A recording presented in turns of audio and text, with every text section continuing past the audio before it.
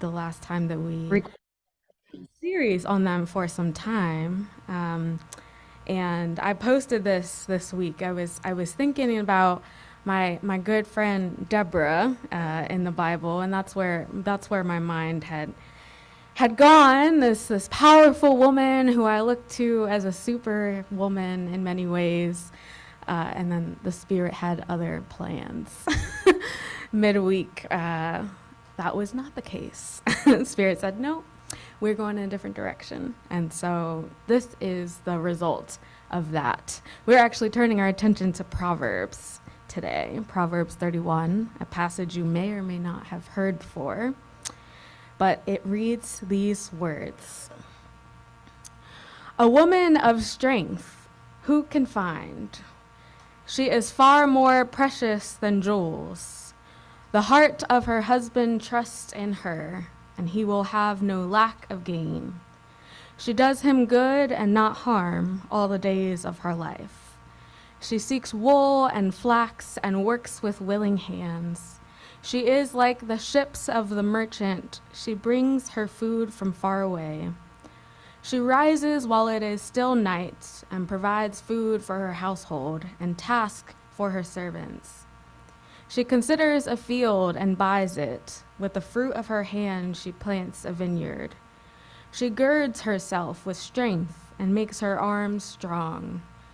She perceives that her merchandise is profitable. Her lamp does not go out at night. She puts her hands to hold the spindle. She opens her hands to the poor and reaches out her hands to the needy. She is not afraid for her household when it snows, for all her household are clothed in crimson. She makes herself coverings. Her clothing is fine linen and purple. Her husband is known in the city gates, taking his seat among the elders of the land. She makes linen garments and sells them. She supplies the merchant with sashes. Strength and dignity are her clothing, and she laughs at the time to come. She opens her mouth with wisdom, and the teaching of kindness is on her tongue. She looks well to the ways of her household and does not eat the bread of idleness. Her children rise up and call her happy, her husband too, and he praises her. Many women have done excellently, but you surpass them all. Charm is deceitful and beauty is vain, but a woman who fears the Lord is to be praised. Give her a share in the fruit of her hands, and let her works praise her in the city gates. This is the word of God for the people of God. So, disarming Superwoman is kind of where I've landed today. As we conclude our series on the unsung women heroes of the Bible, I wonder if we might take a moment to ponder why superheroes captivate our imagination. Whether in comic books, movies, or our ancient scriptures, we are often drawn to these larger-than-life figures, often battling formidable odds. Their allure lies not just in their extraordinary abilities, but in the essence of their character, their courage, their resilience, their unwavering commitment to a greater purpose. Recently, I found myself returning to movies like Black Panther and Spider-Man that have these strong women in them that can seemingly do it all. They are these heroes that challenge traditional notions of what it means to be a woman. They are people who break through societal expectations with courage and intelligence and a determination to make a difference. In these films, we get to see characters like Shuri and Gwen Stacy navigating complex worlds with grace and strength. Yet amidst the captivating action sequences and these epic battles, there's an underlying tension. a burden that these characters carry. The expectation to be a superhero, to have it all together, to be a beacon of strength to everyone around them. As we turn to Proverbs 31 today, we'll discover how this particular text dismantles the myth of the Superwoman. Instead of presenting an exhaustive checklist of expectations, Proverbs 31 unveils a woman whose strength lies not in perfection, but in wisdom, authenticity, and a profound understanding of her purpose in the world. And so Proverbs 31 is a text often associated with Mother's Day or even a funeral sermon to remember someone's life. But its roots run much deeper than that. Imagine the scene. In Hasidic Judaism, men often are the ones who memorize this text, and they sing it as a song of praise to their wives on Sabbath days. And for them, this is a celebration, an affirmation, not a checklist of expectations. It's about honoring the inherent worthiness of the women in their life. And it's this beautiful poem that, while it has often been used for inspiration, it can also be misused as that checklist, often creating this burdensome set of standards for women. Some interpretations can be quite oppressive, suggesting things like what a woman must look like: feminine, proper, hair in place, modest dress. They'll preach about how a woman has to act, nurturing, polite, accommodating at any cost, and then also how she must engage the world, sacrificing her own well-being for maintaining her home and family. And yet such rigid expectations of womanhood can easily become burdensome, as I'm sure you can already imagine. And I also think of our many queer and trans siblings who inevitably will never fit this particular mold, and the feelings of discomfort and invisibility that can take place. And it's not just LGBTQ people. I think many straight women are also harmed by such an image. Women who don't fit the mold for whatever reason, women who are loud, women who are into tools or sports, women who ask too many questions. Even men who are quiet and really nurturing and soft-spoken. When we misuse the text in this way, by trying to make people fit into a limiting expectation, the Bible stops being this tool for healing and change.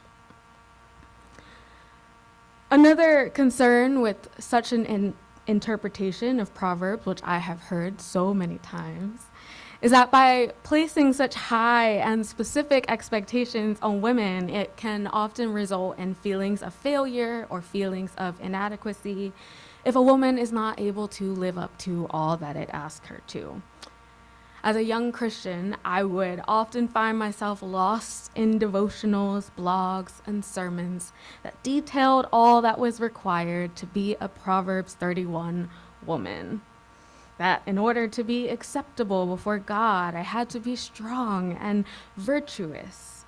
And according to some teachers, you needed to be quaint and not ask too many questions and hide your body and please your spouse, a husband specifically, homeschool your children, make all of your clothes, teach Sunday school, become a leader at your church, cook, clean, keep yourself looking and feeling great, crochet everything, and sleeping 8 hours a day, and so on and so forth.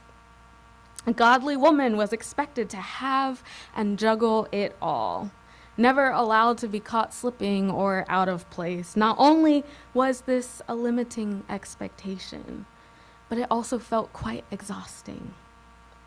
As someone who struggles with fatigue and also has always questioned authority, I was crushed and left insufficient. I easily felt myself in those early days not being able to maintain such a life, and I felt like a letdown to God. I am reminded of what is often called the Superwoman syndrome. I've heard it mostly in conversations about women of color, but I think to some level, most women experience it to some level. It describes this expectation to be all things to all people in all places at all times. And it's when women are expected to be yes people, taking on as much as they possibly can in order to earn a sense of worthiness, never really feeling like they're doing enough. And in most cases, the superwomen are notorious for ignoring and neglecting their own physical and emotional needs. Sometimes such an expectation comes from the world, sometimes it comes from the church, but the result is the same. At best, it leaves women discontent, anxious, tired, and at worst, it could lead to serious illness and death. We need a new way of reading this text. And in order to do that, we've got to disarm the superwoman. We do that by taking the load off, remembering that the healing of the world, the home, the community, is not our job alone. We've got to realize that the most beautiful part of grace is that it's never been something that we can earn. And we've got to read the Proverbs 31 woman as she really is, not as an unattainable ideal. We've got to read her on her own terms. So one of the first things to deal with is the text itself and the misinterpretation of gender roles in the text. So Will Gaffney, who is a womanist scholar, points out that within the text itself, within the poem itself, the woman is described as much more than just someone who keeps her house together. She even says the woman is described as much more than a housewife on steroids. She is entrepreneur, she is industrious, she is generous, she is a craftswoman, she is wise, she is caring, attentive to the needs of others, and above all, she is a God-fearer. She exhibits so many character traits that she is actually more of an archetype than a woman. There are also several issues with translation that are really interesting. In our translation today, it says a woman of strength in the first verse. And this evokes a very different feeling than many interpreters who translate that verse as being about virtue, which is typically about being docile, dainty, submissive, all those kinds of things. And other commentators point out that the original Hebrew word that is used there often denotes strength, wisdom, and valor, especially in military contexts. And so rather than being simply well-behaved, this woman is actually someone who comports herself with fortitude and girds herself with strength. Literally girds her loins, a phrase that is often used for men who are physically strong or preparing for battle.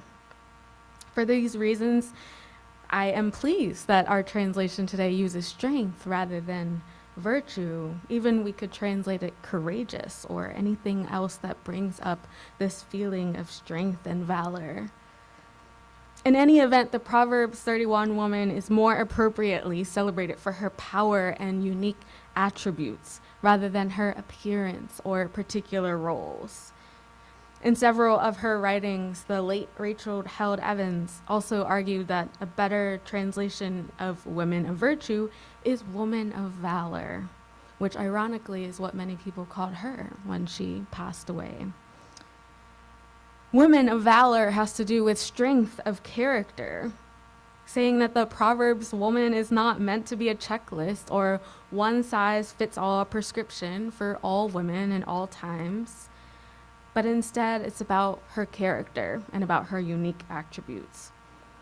Evans once wrote, Be careful of focusing on marriage, motherhood, when it is not our roles that define us, but the integrity and bravery we bring to those roles.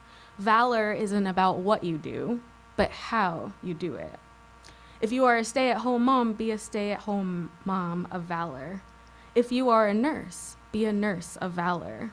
If you are a CEO, a pastor, or a barista at Starbucks, if you are rich or poor, single or married, do it all with valor. And so Proverbs 31 then is not a prescription of roles, like how do you care for your husband? Do you tend the garden? Do you own a business? But rather, it's an image of what wisdom looks like in one life. After all, Proverbs is the book of wisdom. And its challenge is not just for women, but it's also for men and youth and those who are non-binary to live with wisdom and authenticity within our unique stories, personalities, and gifts is how we honor Proverbs 31. So how do we move forward authentically? How do we navigate the complexities of life without the pressures of the Superwoman? The answer lies in authenticity and grace. In embracing authenticity, we free ourselves to try and fit into a mold. We recognize the importance of being true to who we are, recognizing our strengths and accepting our limitations. Authenticity allows us to celebrate the diversity of gifts within our community without a singular mold. To live in grace is to recognize, too, that our worth and value doesn't come from perfection or being all things to all people and all places. And as Christians, we believe that Jesus died on a cross so that we don't have to. That Christ calls us to do maybe a few things really, really well, and that not everybody is called to do everything. As we hold grace for ourselves, there is also this call to take care of ourselves as a way to dismantle the myth of the Superwoman. In a world that often demands endless sacrifices, sometimes prioritizing our physical, emotional, spiritual well-being gets put on the back burner. By nurturing ourselves, though, we become better equipped to authentically engage the world, unburdened by unrealistic expectations. And so as we conclude this series, we've journeyed through all these stories of powerful women drawing inspiration from their strength and resilience. And in the context of that, we may start to feel the pressure. Like, how can we be like they were? How can we be prophets and warriors? How can we be spies and mothers who birth nations? How can we be witnesses and advocates? How can we be like the Proverbs 31 woman? And these are all great questions to ask. Yet, we are not called to be them. We are called to be us. To be inspired by them, but also to figure out how to take the things that we admire and emulate them in our own particular ways. The invitation in Proverbs is not to be super women or super people, but to be wise people who live balanced lives in accordance with our own gifts and talents. To be people of strength and substance rather than trying to fit into a mold. To celebrate who we already are. That was what Proverbs was supposed to be. It wasn't men singing to their wives about what they hope they'll be like. It was a celebration of who they already are. And so what if we released ourselves from the pressure? What if we recognized, as Lynn Japinga says, that God is the only superwoman, if there ever was one? The ultimate provider, the true one in charge, the only one capable of holding the world together, the true source of our strength. So as we conclude, let's disarm the myth of the superwoman and thinking that that's what Proverbs ask of us. In disarming the myth, we find liberation in being authentic, who we each are created to be. In doing so, we recognize that our true strength lies in embracing our unique purpose. Only then can we really appreciate the song that is this passage, not as a checklist, but as an exploration of wisdom. May this newfound understanding be a source of freedom, allowing us to navigate life's journey with grace and freedom to be exactly who we each are called to be. Amen. And now is your opportunity to share what is bubbling up in you and how this message might be moving in you.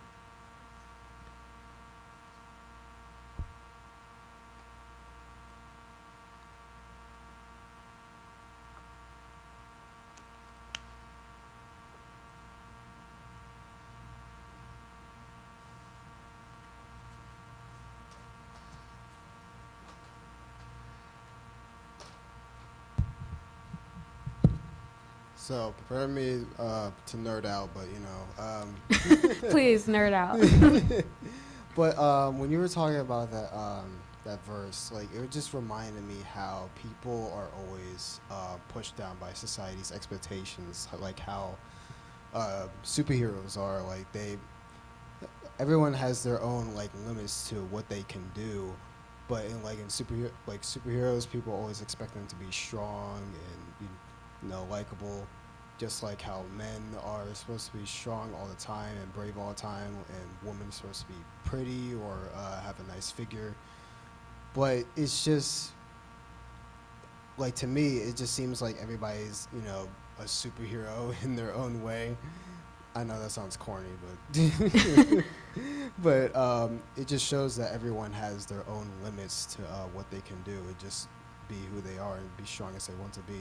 Because Spider-Man is a good example for that. Like, he's nowhere near perfect, but he always pushes himself to do what's right. And Thank you, Jaden. Any others? Terrell. Okay. Oh, thanks. Oh, thank you so much, Brooke. The thing that struck me about that passage, and there's a lot, but the thing that struck me about it is the subject is a woman of means. This is not a woman who comes from a family that is without. Mm-hmm. And I'm not saying it's easier to be a superwoman under those circumstances. It's But fair. if you think about how society was structured in those days, in addition to the nuclear unit, there were probably relatives, there were servants, there were workers. Mm-hmm. So, yeah, you're right. She was an entrepreneur. It was like running a business, but there was an incredible amount of assistance. Yeah. For that woman to be that person. And it put me in mind of sort of what happened to me when my first husband passed, where here I was, and, I was not economically in a bad position, but in order to not be economically in a bad position, I had to have housekeepers and work incredible hours and not be able to spend the amount of time with my children that I would have liked to spend. And so then, and we were very involved in our community, in our church. So, but there was times when it was painful because there just wasn't enough assistance and help to get everything done, and so it just hit me as I listened to that passage. How, if I were in a situation where I'm a woman reading this who doesn't have all that assistance, Mm-hmm. What does that mean for that person? Yeah. Because um, this is, this is a whole different world Right. than what a lot of people know. And I'm not making it, bad. I mean, I really appreciated it. I loved what you said, but that was how that was working in Yeah, definitely. Well, and I think it's a good point to talk about issues of class and economics. I mean, people are going to have different points of access. And I think that one of the things that's hardest about this passage is the way that it's interpreted forgets the culture that it was in. Like you were saying, there was support, there were these other things built in. And so it's very problematic to take that and put it into our own world and try and fit, especially in a society that's a little bit more individualistic, to expect women today to function and overfunction in ways where our society just isn't set up the same way. So I think you're exactly right. That's a large part of why, it's problematic. It's, there's entire ministries built on this idea of what the modern nuclear woman should be like. And we know that we're worlds apart. So I think that's a great point. I also think the woman in this text is not a single woman. Right. I think most likely the author idealized and chose characteristics from different women. So it takes pressure off of people if they look at the text. It's not a single woman, Right. but a collection of many people. So you don't have to really live up to it because it is a community. Yeah, that's a great point. Exactly. And that's, one of the points. Will Gaffney really talked about that it's an archetype. It's a culmination of different people's lives kind of put into one poem. And instead it's become this unrealistic thing for single women, and it was never meant to be that. I was going to follow up too in the same way. Cite Proverbs. Do they have a theory about who actually wrote this poem? I mean, and was it in the Hasidic tradition? Because I was kind of thinking along the same lines Adrian was sharing. I've always read this verse and thought, yay, no, yay, like, yes, I like this part. No, I don't like that part. But I'm also thinking about all the other women we talked about, and how within the context that they had to function, and, like they would all fit into this archetype. I mean, of strength and wisdom, whether or not they were maybe a prostitute, maybe not, or, I don't remember names, but the daughters who were asking for the land. There are just so many instances. But I was curious because my understanding of the Hasidic tradition too is there is a very defined role for women. And to honor and to sing about is a wonderful thing. But it's also, when I think of like singing to honor somebody, it also limits them if you're honoring certain aspects of them. So I actually have a coffee mug somebody gave me with part of that With the verse? on it. Yes. Yeah. It was kind of the yay part. It was like the wisdom and I laugh. I laugh at the future. Yeah. Isn't it something yes. like that? She laughs at the future, yeah. Laughs at Yeah, no, I think you're right. And I'd have to look back at my notes, but I mean, Proverbs has largely been attributed to Solomon and that tradition, whether it's like a single person or not. And the fact that it's also written by men and used by men in that way is also something to explore, unpack. And so, that gets complicated. Even the particular things that were picked out, attributes, behaviors, things, reflect something about the person writing it, which we've talked about. So yeah, just the importance of not taking things literally in the way that some people, the way that I was taught this passage. But yeah, just really interrogating where things come from and how they're used. And you're right. I mean, I think in some more traditional circles, it also would add to the burden, not take it away. Yeah. Any other reflections?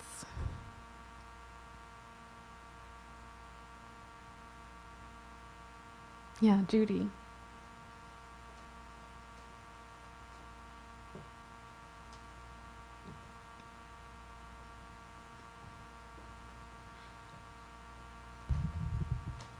I just want to say that I thank you for all these messages you've given us these last 6 months with all the women in the Bible. I've learned a lot from all of them. And I remember when I was in Italy, I saw a sculpture that was huge, that was out on just like a farmland someplace, and we were probably a mile away from it, but it was so big that you could see it clearly.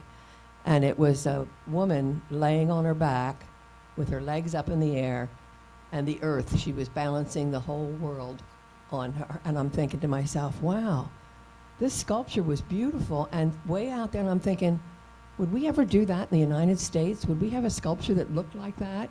And it would be out in the middle of nowhere? It was like, it just amazed me to think that somebody would build something that beautiful about a woman and the power that she has. It was great.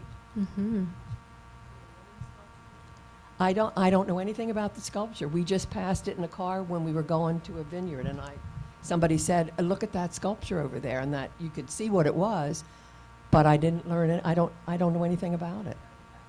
Yeah, I have to make another trip. Yeah. Yeah.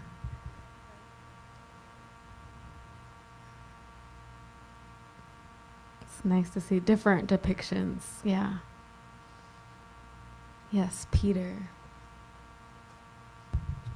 Yes, I guess I've been thinking all along through this whole sermon that how amazing it is that there is such a passage in the Bible, that there's a few other passages that praise women.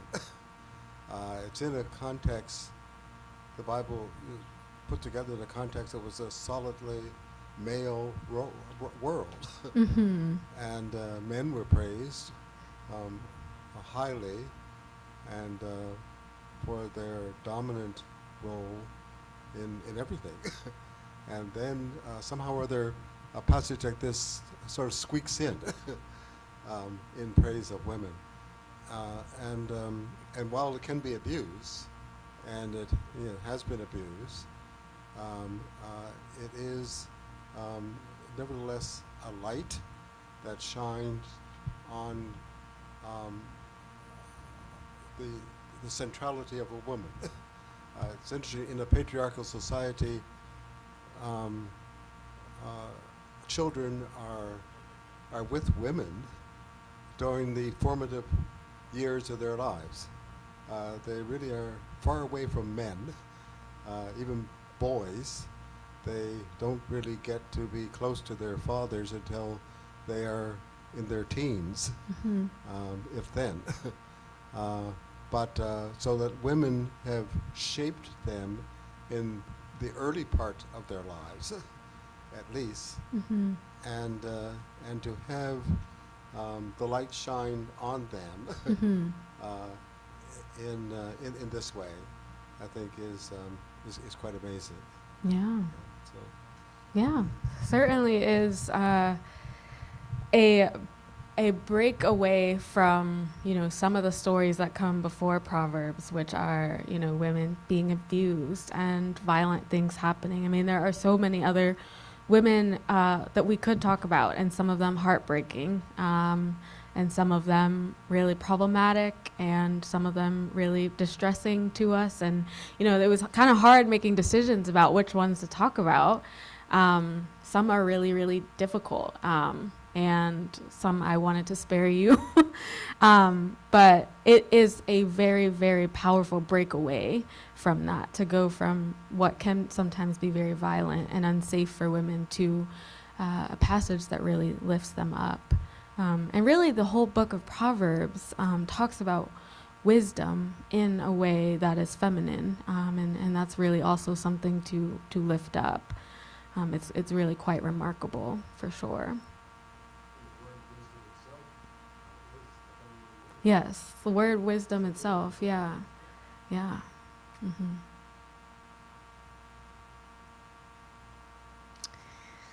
Any other thoughts?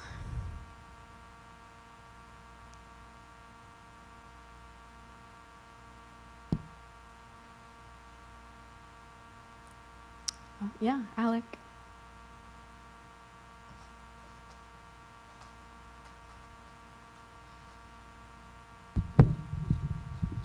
I just wanted to say I didn't realize we were talking about, I didn't realize how